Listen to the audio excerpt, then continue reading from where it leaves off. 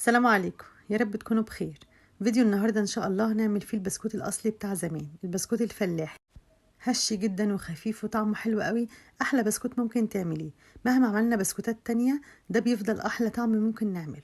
طعمه حلو جدا وهش وخفيف وحلو قوي في الفطار، وكمان مش مكلف خالص، اقتصادي جدا، ما بيتكلفش مننا حاجه.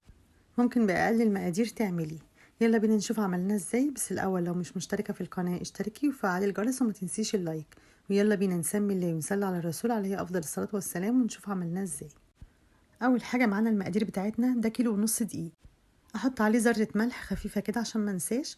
دول 4 بيضات وكيسين فانيليا، ومعايا النشادر. دول 60 جرام نشادر او 3 معالق، ومعايا ربع كيلو سمنه على زيت، ونص كيلو سكر بودرة، ومعايا بقى المرندة اللي انا هعمل بيها او اللبن. ده ربع كيلو سمنة على زيت. دول 200 جرام سمنة، حوالي 200 جرام سمنة، و100 جرام زيت. دي زبدة طرية او سمنة زي ما انت عايزة. ممكن تعملي بزيت خالص كمان براحتك، بس طبعا الزيت ده بتديله طعم حلو قوي. دول ربع كيلو زبدة على زيت. ومعايا النص كيلو سكر بودرة. طبعا يفضل يكون بودرة، لو مش موجود عندك سكر بودرة اطحني كده في الخلاط. اطحنيه في المطحنة بتاع الخلاط. قلبته كده كويس. ممكن بقى تقلبيه بايدك او بمضرب يدوي او بالمضرب الكهرباء اللي موجود عندك، اعملي بيه. قلبي بيه لحد ما يوصل كده للقوام الكريمي. ونفضل ننزل بقى في الحروف كده لحد ما تتضرب كلها مع بعضها. اول ما توصل عندي للقوام الكريمي دون ابطل ضرب. السكر كده بيدوب مع الزبده ويعمل لي بقى القوام اللي زي القشطه ده.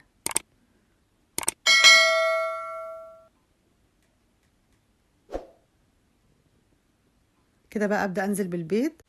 دول 4 بيضات كبار، ممكن تحطي 5 صغيرين او ممكن تحطي اكتر من كده زي ما انت عايزه. بس طبعا لما نكتر اكتر من كده هنقلل بقى السوائل، يعني هنقلل اللبن او العصير اللي احنا هنحطه. دلوقتي هنزل بقى بالكيسين فانيليا عشان طبعا زفرة البيض، وكمان تدي ريحة البسكوت حلوة. ممكن تحطي ريحة برتقال وما تحطيش فانيليا.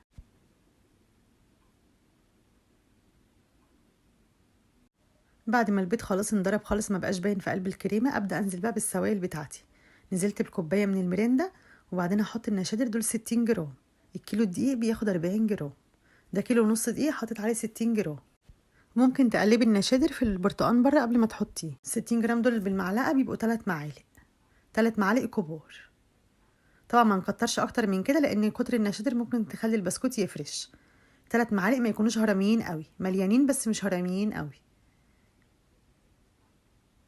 دول جوز هند، لو عايزه تحطي طبعا تحطي، بيدي طعم حلو كده في قلب البسكوت. انا ما جبتوش ناعم كمان، خليته كده يعني وسط عشان خاطر يكون طعمه حلو ويكون بيقرقش كده في قلب البسكوت. بدأت بقى انزل خلاص بالدقيق. هقلبه بقى شويه الاول بس كده، وبعد كده اعجن بايدي. طبعا احنا ما بنعجنش البسكوت والحاجات النواعم دي، ما بتتعجنش، بتقلب بس بالايد كده. يعني يا دوب اشربها السوائل واقلبها بالايد بس كده لغايه ما اوصل للقوام اللي انا عايزاه.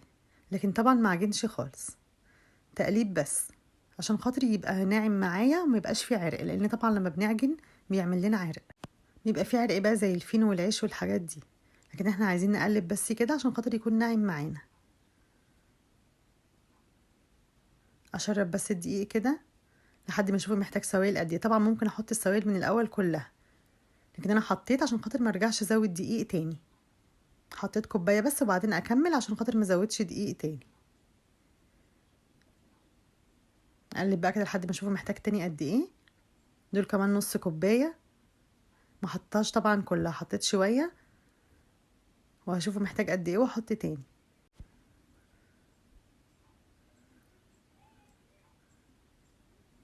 حطيت بقيت بقى النص كوبايه كده. خلاص العجينه بقت مظبوطه معايا. لو لقيت العجينه ناشفه ازود لها معلقتين تاني. اخد قطعه عجين كده اكورها وادوس عليها، ما فيهاش اي تشققات. لو فيها تشققات تبقى كده لسه محتاجه تاني. طبعا العجينه ما تبقاش ناشفه قوي، تبقى طريه كده عشان خاطر تنزل من المكنه كويس، وفي نفس الوقت تكون البسكوت هش معايا. طبعا العجينه لازم تكون بتلزق شويه. سبتها بقى حوالي نص ساعه بس كده على ما جهزت المكنه بتاعتي، وجبت الصواني اللي انا هحط فيها دهنتها زيت. دهن الزيت خفيفه كده بتخلي البسكوت ما يلزقش، لكن من غير زيت البسكوته بتلزق وممكن تتكسر. العجينه طريه كده وجميله، سهله كده وطريه، ما تخليهاش ناشفه. يا ريت يا جماعه اللي وصل معايا لحد هنا ما ينساش يحط اللايك، لان اللايك هو اللي بيخلي الفيديو يتشاف. دهنت الصينيه زيت وبعدين حطيت بقى الموس اللي هو نجمه دون، بيكون شكله حلو في البسكوت الفلاحي ده، مش الموس بتاع البسكوت التاني اللي هو الدايب، بيكون الموس اللي هو العريض. لكن البسكوت الفلاحي دون الموس بتاعه اللي هو النجمه، او ممكن تجيبي قمع تركبيه في المكنه.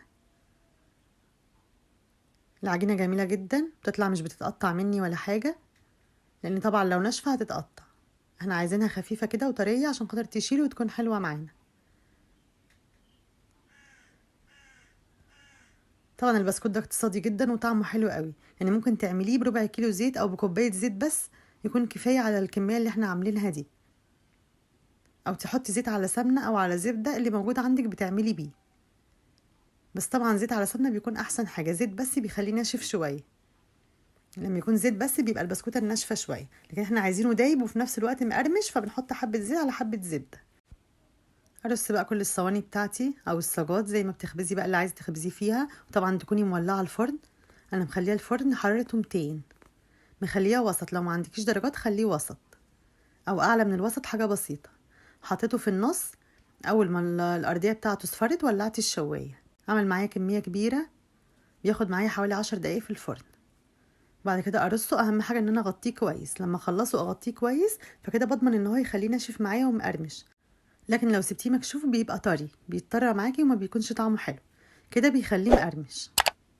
هش جدا وخفيف ناعم جدا وطعمه حلو قوي، وكمان حلو قوي للاطفال الصغيره، حلو قوي كده يتاكل بلبن كده او بشاي.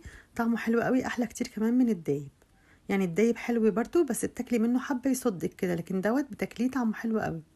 ممكن ينفع للفطار بس لوحده كده جنب كوبايه شاي بلبن او لبن، بيكون طعمه حلو قوي. طالع معايا هش وخفيف جدا ومقرمش. طبعا اللون بقى اللي انت عايزاه، لو انت عايزاه افتح من كده تخليه لونه ابيض عن كده شويه براحتك، او تغمقيه برضو شويه براحتك.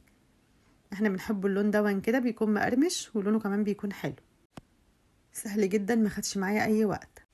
اهم حاجه طبعا نغطيه كويس او تخزنيه في اي حاجه مقفوله، اي علبه مقفوله، هيفضل مقرمش ويكون طعمه حلو قوي.